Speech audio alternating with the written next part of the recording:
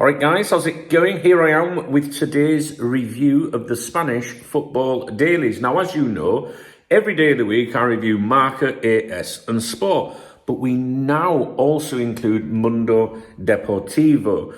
It's a pro Barcelona football daily. So I thought I would add that one because we do two Real Madrid and we were doing one for Barcelona, if you like, and I knew that there was Mundo Deportivo as well. Which is Barca, and I just think it gives it a bit more balance, maybe, you know, 2 and 2. What do you reckon? Yeah. So thanks to those of you that do support my channel, buy me a coffee or whatever, you know, when I go to the cafe in the morning. My channel members, especially Carl, who said, "Here, get a month's subscription to Mundo Deportivo." I think each subscription to each newspaper is around £10 per month, you know, for each one. So, you know, everyone's helping me and supporting the channel. So, because of that, I'm able to bring you, you know, something else. All right. So, if you're new to the channel, I review the Spanish football dailies every day. Not because, you know, we treat what they say as gospel, but just to see another angle on things, really, especially when, you know, claims are being made in England, especially Merseyside. It's interesting to see what the Spanish view is or what they're saying, you know, and I just think it's good to get that balance from each side and, you know, form your own opinions. So primarily at the moment, we're watching or looking for stuff to do with Trent Alexander-Arnold and Real Madrid. It's gone quiet, obviously, since the transfer window closed. I suspect he'll be going there at the end of the season, unless there is a massive U-turn or Real Madrid pull out or something in Spain. They reckon it's 90% done. Done's a strange word. Done to me, you know, someone said, "Do you reckon it's done?" Done to me is irreversible, like, you know, signed, done, finito kind of thing. So yeah, we keep an eye on Trent, see what the fuckers are saying about him. Obviously, Zubimendi, we're going to be speaking about him in a moment. Mamadashvili at Valencia, and my boy Iago Aspas at Celta Vigo, and just anything to do with Liverpool. And, you know, that could be transfer links, or it could be former players or players on loan, you know. And then when there's nothing really to do with Liverpool, we just have a general look to see what's what. Now, before I proceed, I want you to know that my morning briefings are now going to be on my personal YouTube channel, my other YouTube channel. YouTube sends out 3 notifications in a 24-hour period. And I think the videos in the morning are usually the most important ones. And the morning briefing takes up one of those notifications. And the morning briefings are quite informal anyway and personal. So it's still to do with, it'll still be to do with KopTalk, still be to do with Liverpool, etc. But, you know, it's me and Remy, isn't it, in the morning? So if you want to see the morning briefings, you need to go to youtube.com/Duncan Oldham. And that's where tomorrow morning's morning briefing will be. The link is in the video description. So we are starting with Zubimendi today. Now, don't be telling me you're not interested in Zubimendi, all right? Because his name's in the title of the video, okay? So you could have avoided it. It's an article in Marca, and it was quite interesting for me to see this article because, as you know, if you follow my daily updates, I've been saying for a while, I don't think he's right. You know, I feel like he's carrying an injury or he's struggling. There were suggestions that he's, you know, suffering from fatigue because of outfield, you know, the amount of games he's played. He's played the most outfield minutes than any other player. Real Sociedad, I'm going to touch on that in a moment.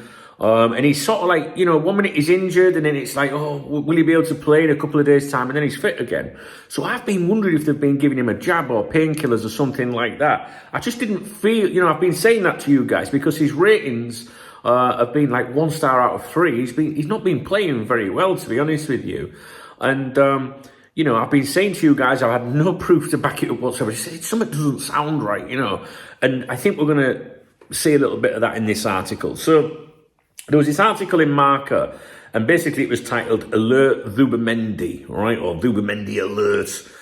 So he visited a medical centre yesterday with Real Sociedad's club doctor to undergo tests assessing physical discomfort, which he's recently reported. There are concerns he may not make Thursday's Europa League round of 16 first leg tie against Manchester United. It says here, or it says in the article, it's common for a Real Sociedad player to get an MRI at a partner medical centre to check muscle issues. Sometimes it reveals an injury, sometimes not. And then, you know, they're available to keep playing or whatever. But Zubimendi, you know, going for this scan, if you like, after being subbed in the last game, which I think was on Sunday against Barcelona, and just days before Manchester United's visit, raised his eyebrows. Right marker. He says here the San Sebastian midfielder was subbed at half-time in the Barcelona match on Sunday, partly with Thursday's European clash in mind, but also because he wasn't physically up to continuing. There's no official medical report from Real Sociedad suggesting there's no serious injury, but the mere fact he needed the scan has alerted fans. Any lingering discomfort could rule him out against United. Now, it says here, the number 4 is the outfield player least rotated by Imanol Alguacil, the manager. You know what I like with names. If it's not Jack Daniels or John Smith, I can't pronounce it. He's played 2,903 minutes, 300 more, it says here, which is more than 3 games, than second place Zubimendi, who's gone 2,616. We don't really need to know about all that. I've been telling you for a while he's played more than anyone, and the media and the fans here, if you like, the conversations that I have with some of the Spanish lads, they've been saying, oh, he needs a rest. He's knackered. So, because obviously when a player's not performing well, that was heavily linked with Liverpool, and he doesn't come to Liverpool, you do get some Liverpool fans going, I see, shit, look how he's playing, he's terrible. I have no idea where he'll end up. The British press think he's going to go to Arsenal. The Spanish press are denying that. Real Madrid, they've got a bit of an interest in him, but, they're looking at other midfield players. If they want a player of that profile, I think they'll go for him. I wouldn't rule Liverpool out. I know you'll think, don't want him, don't. That's fine. But I'm just looking forward to his future getting resolved, to be honest with you, because I'd like to move on from it. But until he does, we will continue to keep an eye on him, because you never know. So it says that Zubimendi will get a massage today at Zubietta. The massage, yeah? That's all right, innit? Wonder what the happy ending is. Zubietta is the training facility and headquarters for Real Sociedad. So it's team's rest day today, but he's going for a rub down, and he will face a fitness test at training tomorrow to see if he's fit for Thursday. They might even wait until the pre-match warm-up, given the game's importance and his key role in the side. His absence would be a sporting and morale blow. Fans are not only dreading that he is struggling, but these might be his final games, with a likely exit looming this summer after he stayed last year but didn't renew. So I think Dunk knows best here. What do you reckon, DKB? I don't know. I've seen him play and he looks good. Since he's been linked with us, every now and then I'll cast my eyes over a game if I can, involving him. And he's looked the part. But sometimes he just looks a bit fucking knackered, a bit like me after I put my socks on, do you know what I mean? Okay, so Mo Salah also gets a mention today. And this is in AS. And I know it's not pronounced AS, but if I say it in the Spanish pronunciation, YouTube thinks I'm talking about a woman's AS and an extra S, you know what I'm saying? And then it doesn't matter. So AS have an article. It says uncertainty surrounding Mo Salah's future. They have an article that touches on the uncertainty. Salah's 30 goals and 22 assists in 39 matches makes the Egyptian the great favourite to succeed Rodri as the Ballon d'Or winner. This season he's on track to become the best of his career, and here we are fucking around with a contract. Can you believe it? Unbelievable, really. Just give him his fucking contract.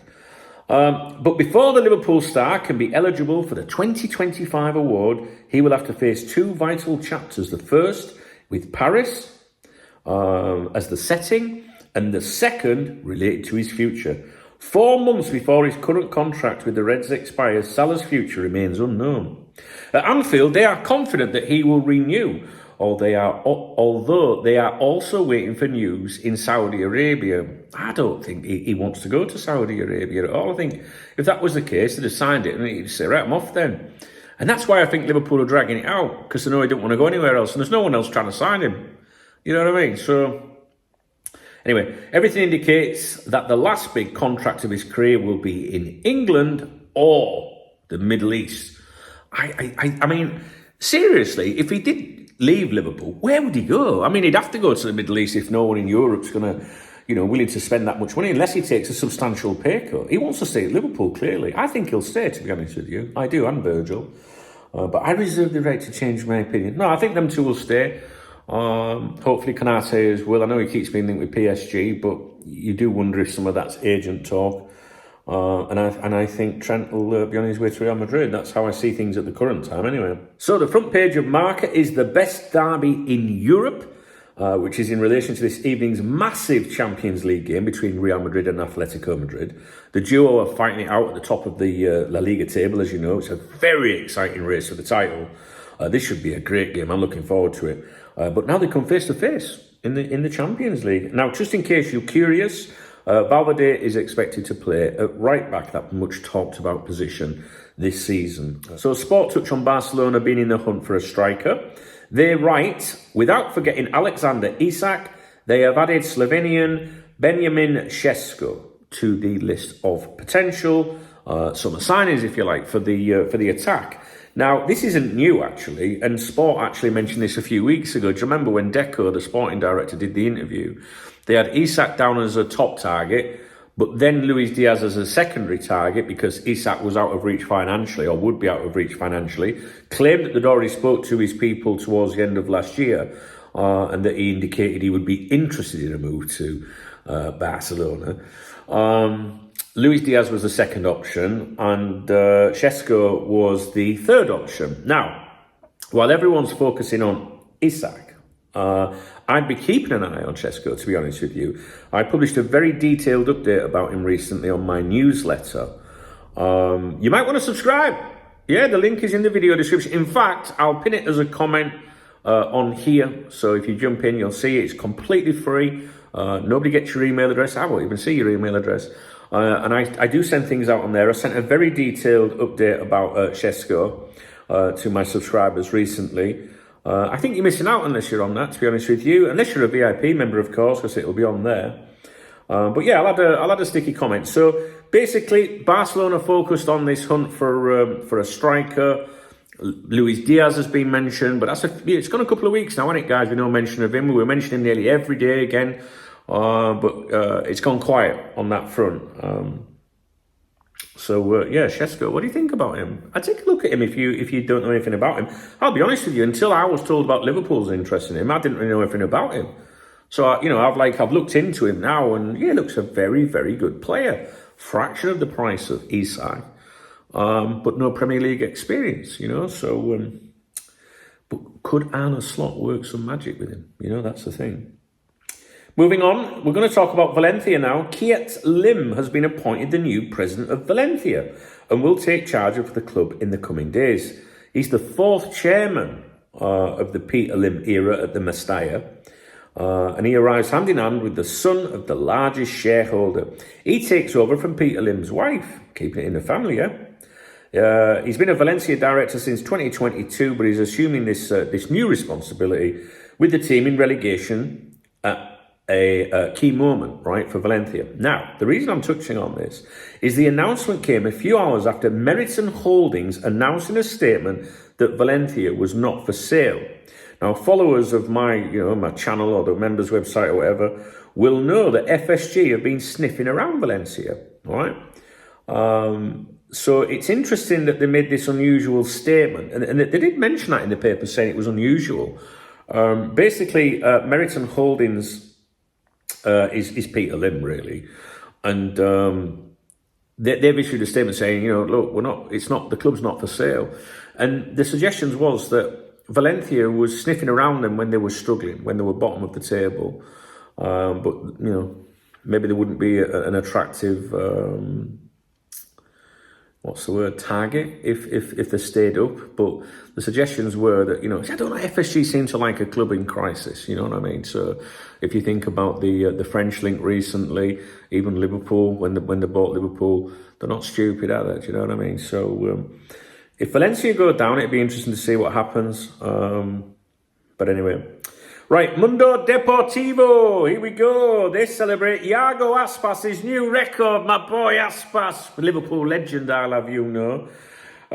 He set a new record, and they say Iago Aspas took another step on Saturday to become the undisputed king of Celta, because the 6 minutes he played against Girona when he came off the bench on 84 minutes raised the number of his league appearances to 463, the highest figure achieved so far by any other player in the Vigo squad, as Rafa Benitez would say. Now, there was a couple of other things. I haven't got time to do these today now. I was going to make a couple of other videos for you. I might do it tomorrow.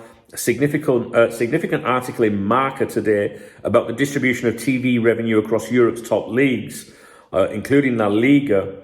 And I was going to touch on that for you in a separate video. I thought you might find it of interest, as we all, just know about the Premier League and the money in that. I wanted to talk to you about the Spanish side of things and what they say about the Premier League. I thought that you might find it of interest, but I'm not going to get time to do that today. Possibly tomorrow. I'll do my best for tomorrow.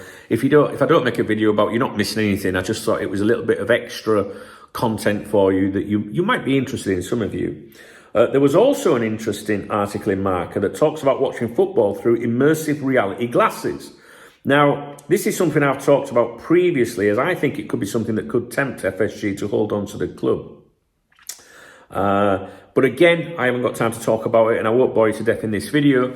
But it's something that Real Madrid are into in a big way. They want to do like a virtual Bernabeu, so you can, like tonight, the derby, you could sit at home and watch it, sit where you want in the stadium and all that, virtual reality stuff and that. And they keep banging on about having 600 million fans around the world, and if each paid like £1, it'd be like 600 million pounds per game, certainly, 100 million plus whatever per fucking game. And I'm sure John Henry's already like looking at that and thinking, hello.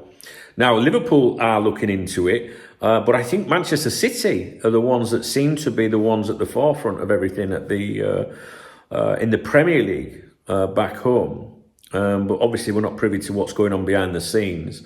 But Real Madrid I think they've partnered with Apple with this, and they're really taking it very seriously, because they could fill the stadium, 10 times over, whatever, maybe more, same at Anfield, right? So the idea is to create the match day experience and to enable supporters to be able to sit in the lounge at home and do that, and also go on tours and shit like that, you know what I mean? So very interesting times ahead. I hope I see it, you know what I mean? Because I'm getting older now. I feel really old since I turned 50. Anyway, well, maybe we'll talk about that tomorrow. We'll see. I'm running out of time today because I'm going live on here in a minute. Right. What I like to finish off on these videos is with an interesting fact about Spanish football. Now, here's something you might not know. Real Zaragoza's Jesus Garcia San Juan scored the winning goal with a broken leg in the 1995 European Cup Winners' Cup final against Arsenal. In extra time, he stayed on despite the injury and clinched a 2-1 victory. How's about that? I can also Jimmy Samuel. Right. That's it. You can go. You can go now.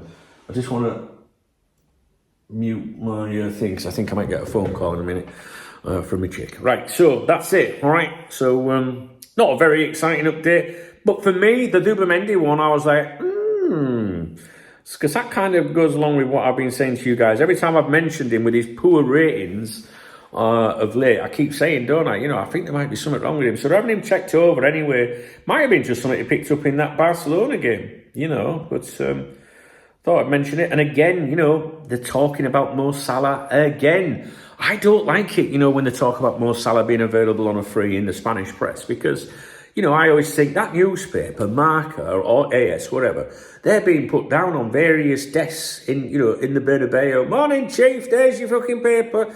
You know what I mean? It's reading it again going, he hasn't signed yet, should we make a cheeky bid? Makes me a bit squeaky bum, guys, you know what I'm saying? Right, I'm off. Okay, I'm not sure I did a great version of this video. I can't speak properly today. I don't know what's wrong with me. Maybe I'm a bit tired.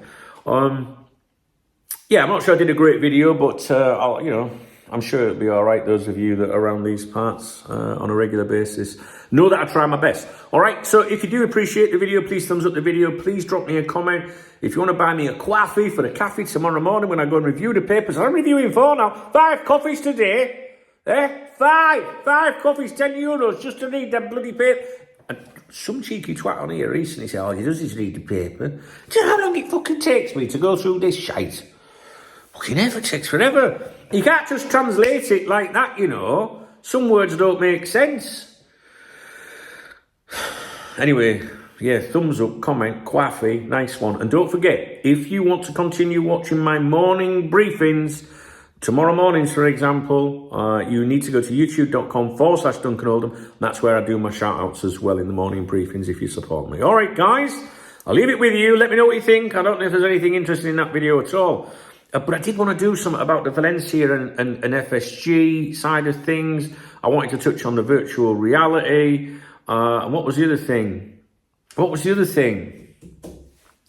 Oh, money in broadcasting, because it all ties in with the owners and that. You know what I'm saying? All right, I'll leave it. I ain't done a very good job today, ever. Sorry. All right, guys. See you tomorrow.